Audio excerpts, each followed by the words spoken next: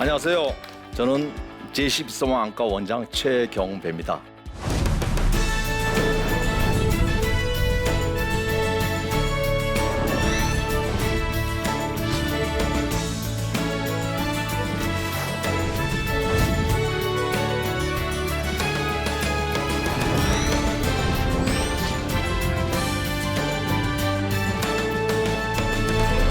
저는 안과 의사로서 국제구호국 개발 NGO에 몸담고 있고요. 1999년 선한 사람들로 시작한 이 구피플은요, 99년 2월 달에부터 이제 발족이 됐고요. 한 20년 넘어가죠. 저는 구피플 초창기 멤버입니다. 초창기 멤버이고 집사 시절부터 구피플에서 봉사를 했습니다. 구피플 의료사업 부회장으로서 세계실명예방단 그리고 코이카 해외의료 지원사업 등에 많이 관여를 하였습니다. 지금부터 다양하게 나눔을 제가 말씀드릴 텐데요. 앞서 1강에서 필리핀에서 500페소짜리 까치 프로젝트라고 여러분께 말씀드린 기억이 납니다. 필리핀에 갈 때마다 건장한 친구가 있어요. 그 친구가 통역도 해주고 또 항상 제가 가면 공항에서 반갑게 맞아줍니다. 이제는 이 친구가 어엿한 세무공무원이 된 조엘이라는 친구입니다. 의료 선교를 갔었을 때 만난 당시 양안 선천성 백내장을 앓고 있던 만 14세의 아이였습니다.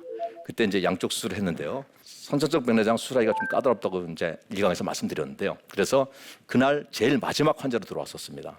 너무 겁이 먹어가지고 사시나무 떨듯이 이렇게 하더라고요. 누웠는데 제가 수술하려고 그러는데 그래서 달래서 뭐 이렇게 했는데 안 되더라고요. 그래서 이제 그 걔를 데리고 왔던 권사님께 권사님, 이 아이는 내가 도저히 못하겠어요. 나가야 될 것 같습니다. 그리고 이제 그날 마지막 환자였기 때문에 이제 수술방 정리를 하고 나가려고 그러는데 권사님께서 저한테 한 번 더 기회를 좀 달라 그러더라고요. 잠깐만 좀 계실 수 없냐고. 이 수술방 물품들을 치우지 말고 잠깐 계실 수 없냐고. 그렇게 했다고 그래서 한 10분 정도 기다렸습니다.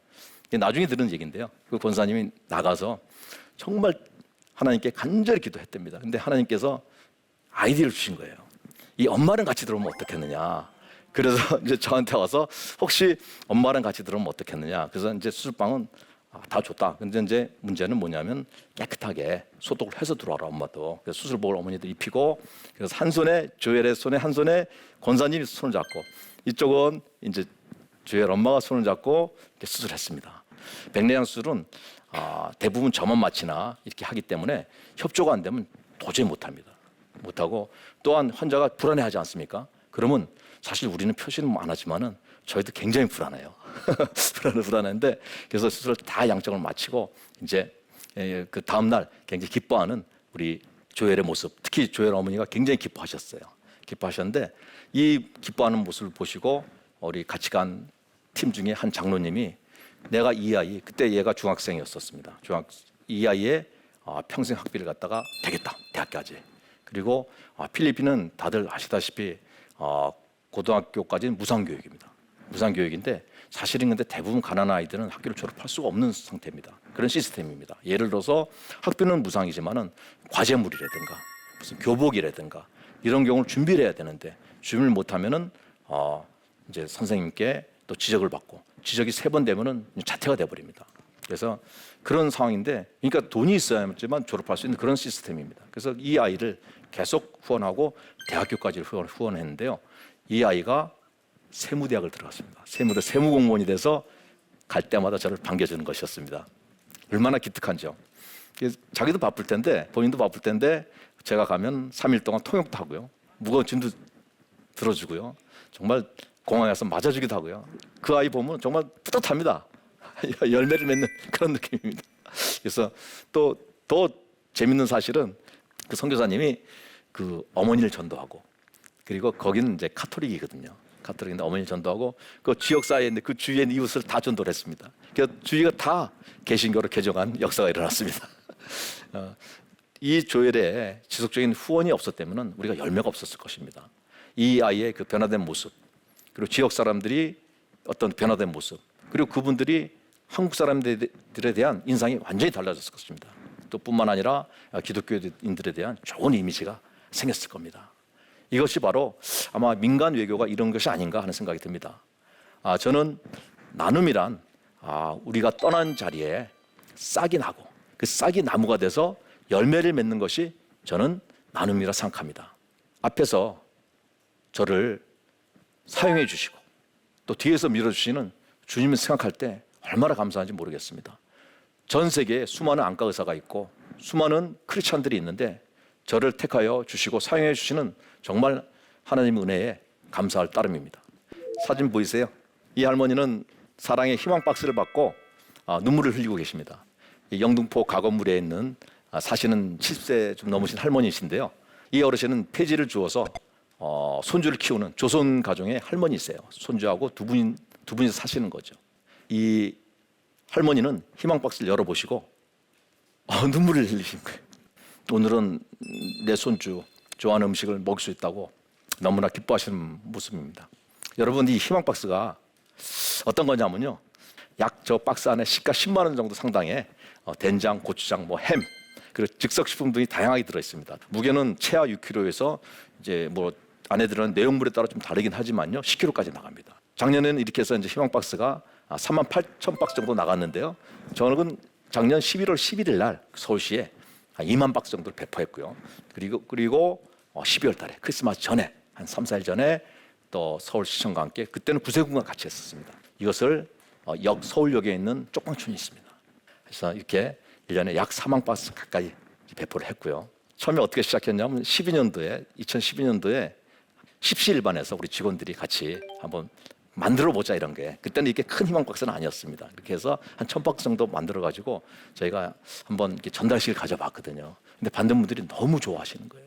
너무 좋아하셔가지고 야, 그럼 이걸 우리가 정식 후원 사업으로 한번 해보자, 이렇게 해서 시작됐습니다. 근데 이제는 이 희망 박스가 전 세계로 퍼지게 됐습니다. 한 4, 5년 전부터 전 세계 아프리카 저희 지부가 있는 모든 곳에 우간다, 몽고, 필리핀, 방글라데시 전 세계 어려운 이웃들에게 이렇게 기쁨과 행복을 같이 나누게 되었습니다. 오직 배움만이 가난에서 벗어날 수 있다. 이 말은 제가 존경했던 고 이면신 선교사님이 하셨던 말씀입니다. 고 이면신 선교사님은요, 평균 기온이 40도가 넘는 케냐 투르카나의 열사의 땅에서 1984년서부터 약 30년 동안 교회와 고아들 돌보셨습니다. 그래서 그 투르카나 지방에 이름을 따서 투르카나의 어머니, 엄마 투르카나 맘이라고 별칭이 계셨습니다. 투르카나가 얼마나 떨어져 있냐면요, 케냐 나이로비에서 한 700km 정도 떨어져 있습니다. 그리고 다 비포장이니까요, 집차로 쉬지 않고 달려도 거의 만 하루가 걸린 그렇게 먼 곳이었습니다. 여기는 전기가 없습니다. 전기가 없어가지고 자세히 보시면 이 문의 바깥에서 집차 헤드라이트를 켜놓은 겁니다. 그 불빛 아래서 애들을 공부시키는 겁니다. 그리고 낮에는 아이들 먹인다고 당신 먹을 것도 없어요, 애들 하나로 더 먹이기 위해서 이러시다가 밤에는 또 정말 엄한 어머니입니다. 공부에 대해서는 양보가 없으십니다, 이분이. 그러니까 맹렬하게 아이들을 갖다 길러냈고요. 수백 명의 아이들이 목사, 교사, 의사, 그리고 공무원들, 어엿한 지역사회에 이끌어가는 인재로서 키워놨습니다. 수백 명이 배출이 됐습니다. 한국 방문하실 때마다 저를 꼭 보세요. 저 개인적으로 또 친분이 있거든요. 제 친분이 있는데 이분이 오셔서 저희 병을 꼭 들으십니다. 그러시면서 오실 때마다 딴 말씀 저한테 아무 말씀도 안 하세요. 오로지 투르카나의 아이들, 그 아이들에게 어떻게 편한 생활, 좋은 생활, 그리고 비전을 갖다 말씀하시던 그 선교사님 눈빛이 지금도 선명합니다. 이후에 더 많은 아이들을 갖다가 좋은 시설에서 키우기 위해서 정말 학교 짓는 게 꿈이셨어요. 저도 몇 번 들었는지 모릅니다, 그 말씀을. 그 지역에 중고등학교를 세우고 또 가르치는 것이 이분의 평생 소원이셨습니다. 근데 결국은 소원을 못 이루시고 돌아가셨거든요. 그래서 저희가 그 유지를 이어받아서 추모 사업으로 그 다음에 2013년 12월 달에 200명이 기숙할 수 있는 기숙 중고등학교를 완공했습니다. 이제는 이 아이들이 투르카나 그 군의 전체에 54개 학교 중에 1등했습니다. 수능이 1등입니다. 명문 학교가 돼버렸죠. 게다가 케냐 전체에서 그 수능 시험이 2등이었습니다. 이렇게 졸업한 학생들은 명문대에 다 거의 다 입학을 했고요. 언젠가는 얘네들이 대학 졸업 후 연화가 회귀하듯이 다시 돌아와서 또 그 후배들을 이제 양성할 것으로 믿어 의심치 않습니다. 요한복음 12장 24절에 하늘의 미랄이 땅에 떨어져서 죽지 아니하면 하늘 그대로 있지만은 죽으면 많은 열매를 맺으리라는 그 말씀이, 비유가 아마 이 선교사님에 대한 것이 아닌가 생각됩니다. 여러분, 이 자료화면 속에 보이는 이 아이들 유니폼 입은 사진 보이시죠? 예, 마치 고급 사립학교에 다니는 아이들 같습니다. 근데 사실은 이 아이들은 케냐에 있는 나이로비의 수도의 도시 빈민 아이들입니다. 쓰레기장에서 쓰레기를 갖다 가지고 먹고 사는 아이들입니다. 쓰레기가 이제 그 중에서 폐품이 있으면 폐품 팔고요. 거기서 특히나 이제 그 음식 쓰레기들이 나오면요, 그걸 갖다 먹고 사는 아이들이에요. 근데 한 아이가 이 얘기하는 걸 들었습니다. 자기가 가장 행복할 때는 그 쓰레기 덤프 트럭이 올 때가 가장 행복하답니다. 이게 쏟아놓고 가면은 거기서 뒤지는 거예요. 그래서 거기 이제 음식 쓰레기가 있으면 그걸로 배를 채우고요. 그리고 이제 혹시나 또 폐품이 있으면 그걸 팔아서 생활을 하는데요. 근데 이 아이들을 모습을 본 그 같은 케냐인 어른인 삼손이란 분이요. 근데 이분도 어렸을 땐 그 단도라 지역의 쓰레기장을 갖다 돌아다녔던 사람이었습니다. 그때 어렸을 때 누군가 나를 도와주는 사람이 있었다면은 더 좋았을 텐데, 잘 됐을 텐데, 그러면서 그 어떤 면에서 단도라 후배들이죠, 쓰레기장에 예립지 후배들을 갖다 불러 모아가지고 학교를 시작했습니다. 쌈리스 학교라 그래가지고 시작했는데 저희가 그 소식을 듣고 가서 후원을 하기 시작한 것이죠. 그래서 번듯한 건물을 빌려서 이제 학교를 시작하고요, 정식 교사 선생님을 뽑아서 정식으로 가르쳐주기 시작했습니다. 근데 그걸 이제 취재하기 위해서 이제 케냐로 갔었죠. 가니까 이 아이들이 우리가 취재하는 모습을 보고 굉장히 관심이 많은 거예요. 카메라나 이게 이 마이크에도 관심이 많은데, 그래서 그게 간 지가 이제 2015년이거든요. 그래서 16년에 한 번 더 갔습니다. 더 갔을 때는 이 아이들한테 그 중고 휴대폰을 갖다 사가져갔습니다. 주려고. 그래서 휴대폰으로 한 3, 4일 정도 시간을 줘가지고 너희들 한번 만들어봐라. 그래서 사진 이제 촬영해서 만들어서 자기네들끼리 이제 시연하고 상의하는 모습입니다. 정말 저 아이들 눈이 바짝바짝합니다. 저희가 또 한 번 또 갔습니다. 다음에 가가지고 그때는 중고 촬영 장비를 가지고 갔습니다. 그리고 주려고요. 그리고 마이크도 가져가고 이렇게 했었습니다. 근데 이 아이들이 자기네들이 이제 생활상을 갖다가 사진을 만들고요, 브이로그를 갖다 간단한 브이로그를 만들었는데요.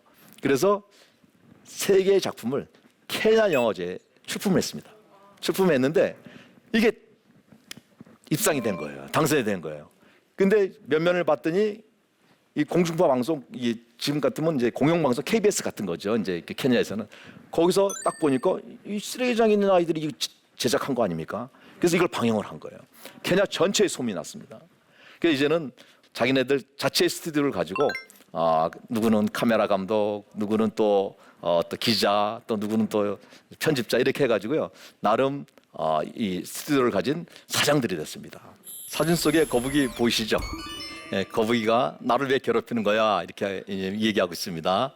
이 사진은 무엇을 의미하는 거냐면요, 얼마 전에 저희 병원에 직원 한 분이 청년이죠. 그 청년이 원장님 기뻐서 막 제 방에 들어왔어요. 그래서 왜? 그랬더니 자기가 집에서 기르는 관상용 거북이, 애완용 거북이가 있는데요. 이 거북이가 알을 낳았다는 겁니다. 그 6개 알 중에 저한테 하는 말이 4개는 암컷으로 만들고 2개는 수컷으로 만들 거예요 그러더라고요. 전 의아했습니다. 그게 사람 마음대로 되나? 근데 그 친구가 연이어서 저한테 하는 말이 부화기를 쓰는데요, 그 알을 갖다 약간 높은 온도에서 부화를 시키면은 암컷이 나오고요, 그리고 약간 낮은 온도에서 부화시키면 수컷이 나온답니다. 그래서 그러냐 그러면서 저한테 정말 어른스러운 말을 갖다 저한테 하더라고요. 원장님, 이 지구 온난화가 얼마나 심각한 줄 아십니까? 이 생태계가 변화돼가지고 걱정입니다. 왜냐하면 온도가 올라가게 되면은 자연에서 생기는 이런 어떤 거북이라든가 파충류들이 알을 낳는 것들이 다 암컷만 거의 나온답니다. 그럼 수컷이 나오질 않기 때문에 성비가 깨져 버리는 거죠. 그러니까 이제 주로 이제 수컷이 안 나오기 때문에 생태계 교란이 일어나고 생태계가 파괴가 돼 버리는 거죠. 이렇듯 이게 생태계 파괴뿐만 아니라 이런 어떤 급격한 기후 변화, 지구 온난화 현상으로 인해서 나타난 기후 변화들은 우리한테 직접적으로 영향 미치는 것들이 있습니다. 돌발적인 자연재해 또는 심지어는 자연재앙이라 그러기도 하죠. 이런 재앙들은 어떤 선진국에서도 이게 일어나게 되면 감당하기 어려운 것들이 많습니다. 그렇지만 후진국이라든가 빈국에서 일어나게 되면 상당히 감당하기 어렵습니다. 얼마 전 마다가스카르에서요, 일어났던 돌발적인 자연재해에 대해서 잠깐 제가 말씀드리겠습니다. 이 마다가스카르는 아프리카 바로 옆에 있는 섬인데요. 근데 세계에서 4번째로 굉장히 큰 섬입니다. 그리고 남북 합친 거에 한 3배는 되고요. 전 세계 최빈국 중에 하나입니다. 이 마다가스카르의 남부 지역에 3년 동안 비가 안 왔습니다. 원래 그런 지역이 아니었거든요. 비가 안 와가지고 극심한 가뭄으로 인해서 농사가 안 되는 거예요. 그래서 이 아이들이 특히 어린 아이들이 먹을 게 없으니까 선인장 잎을 먹고 생명을 연장하고 있습니다. 연명하고 있습니다.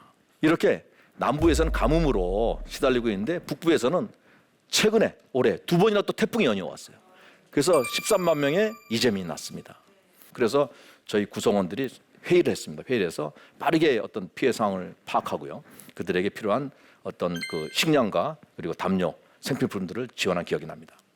이 글로벌 경쟁 시대에 있어가지고 우리가 민간 외교 이렇게 도와주는 거, 원조하는 거 이런 것은 굉장히 중요하다고 느낍니다. 이제는 국가 주도의 어떤 외교가 점점 이제 어느덧 과거사가 됐습니다. 이제는 민간이 주도하는 외교가 점점 커지고 있고요. 다양하게 진행되고 있습니다. 앞서 마다가스카르에서처럼 긴급구호 이게 물고기를 주는 것이었다면 물론 물고기 주는 것도 굉장히 중요합니다. 그렇지만 앞으로는 이제는 물고기 잡는 법을 가르쳐준 사례를 지속적으로 우리가 나눴던 사례를 말씀드리고자 합니다. 방글라데시 젖소 목장인데요. 젖소가 다른 농업에 비해서 수익성이 좀 높고요. 그리고 기후 변화의 위험이 적습니다. 농작물이 아니기 때문에 뭐 가뭄이 와든 홍수가 나든 거의 관계가 없고요. 그리고 이 나라 방글라데시의 어떤 그 식문화가 차이를 먹는 식문화가 있습니다. 그래서 차에다가 찻잎에다가 우유를 타서 이렇게 먹는 어떤 면에서 우유가 필수품입니다. 이 나라의 필수품인데 인구 증가로 인해 가지고 우유의 수요가 점점 늘어나고 있는 그런 상태입니다. 그래서 여기에 착안해 가지고 저희가 1, 2차에 걸쳐서 27마리의 소를 구매해서 보내드렸습니다. 그쪽에서 그래서 이제 그 27마리 소가 또 9마리 새끼를 낳습니다. 송아지를 낳아서 총 이제 36마리가 되는데요. 그래서 이 목장 운영을 통해서 이제 여기에 소득이 증대가 되어 있고요. 그 돈 가지고 아이들을 갖다 교육을 시키고 또 급식비도 이렇게 이제 하고 있습니다. 그래서 앞으로는 자체적으로 저희가 특별히 다른 지원을 안 해도 잘 돌아갈 것이라고 믿어 의심치 않습니다. 또한 이 지역 주민들한테 소 키우는 법을 가르쳐 줘가지고요. 일자리가 창출되고요. 그리고 이 수익금이 일부가 좀 자기들한테 여유가 있으니까 더 어려운 지역에다 이렇게 돕는 그런 선순환적인 어떤 마을 자립이 이루어지고 있는 모습을 봤습니다. 이 방글라 지역에서의 나눔 모습을 봤을 때 저는 갈라디아서 6장 9절 말씀이 정말 제 마음속에 딱 떠오릅니다. 우리가 선을 행하되 낙심하지 말아야 될 것은 포기하지 않으면 때가 되면 거두리라.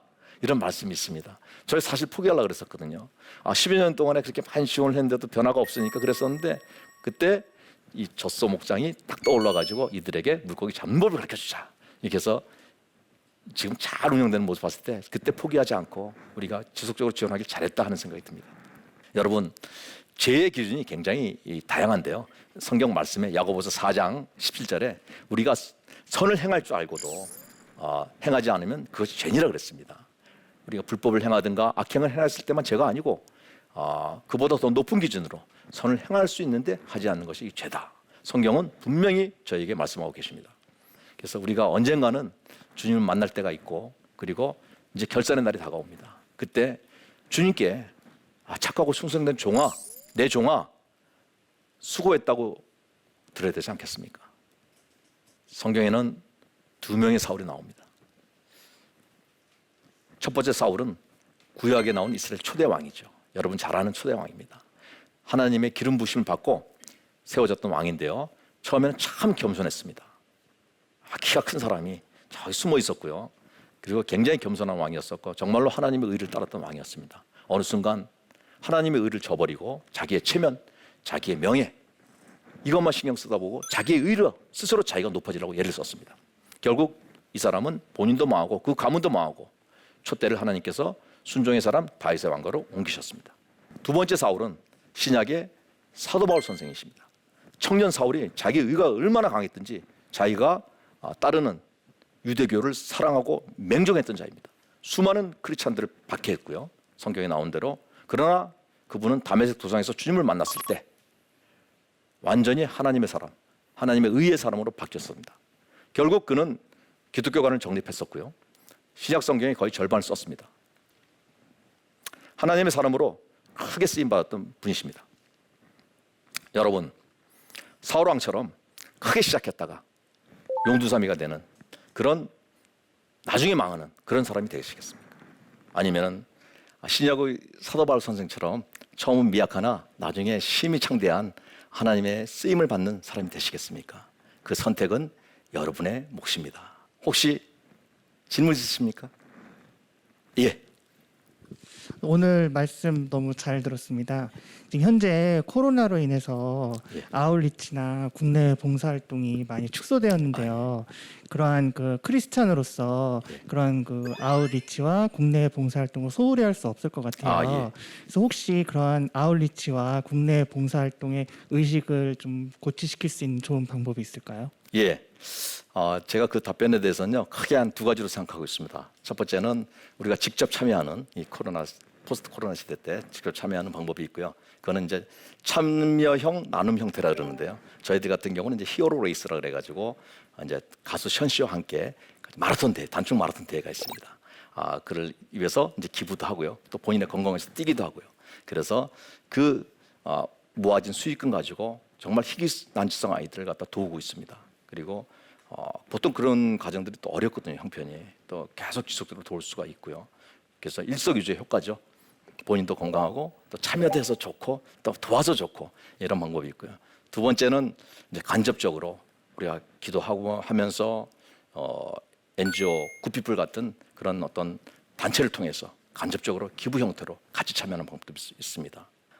마지막으로 한 말씀만 더 드리자면은 이런 어떤 아웃리치를 통해서 또 우리가 기도함으로써 하나님께 섬김을 받는, 우리가 섬김을 하는, 섬김을 주는 그런 우리가 되었으면 합니다. 끝까지 경청해 주셔서 감사드립니다.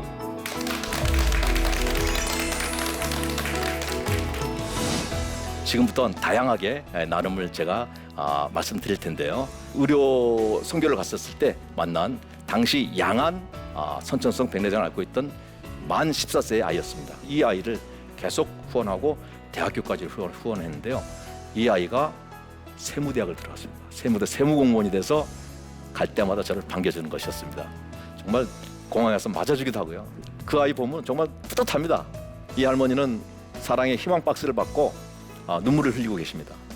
약 저 박스 안에 시가 10만 원 정도 상당의 된장, 고추장, 햄, 그리고 즉석식품 등이 다양하게 들어있습니다. 작년에는 이렇게 해서 이제 희망 박스가 3만 8천 박스 정도 나갔는데요. 근데 이제는 이 희망 박스가 전 세계로 퍼지게 됐습니다. 우간다, 몽고, 필리핀, 방글라데시 전 세계 어려운 이웃들에게 이렇게 기쁨과 행복을 같이 나누게 되었습니다. 오직 배움만이 가난에서 벗어날 수 있다. 이 말은 제가 존경했던 고 이면신 선교사님이 하셨던 말씀입니다. 케냐 투르카나의 열사이 땅에서 그 지역에 중고등학교를 세우고 또 가르치는 것이 이분의 평생 소원이셨습니다. 근데 결국은 소원을 못 이루시고 돌아가셨거든요. 그래서 저희가 그 유지를 이어받아서 추모 사업으로 200명이 기숙할 수 있는 기숙 중고등학교를 완공했습니다. 이제는 이 아이들이 투르카나 그 군의 전체의 명문 학교가 돼버렸죠. 우리가 선을 행할 줄 알고도 행하지 않으면 그것이 죄니라 그랬습니다. 우리가 불법을 행하든가 악행을 행했을 때만 죄가 아니고 그보다 더 높은 기준으로 선을 행할 수 있는데 하지 않는 것이 죄다. 성경은 분명히 저에게 말씀하고 계십니다. 그래서 우리가 언젠가는 주님을 만날 때가 있고 그리고 이제 결산의 날이 다가옵니다. 그때 주님께 착하고 충성된 종아, 내 종아 수고했다고 들어야 되지 않겠습니까?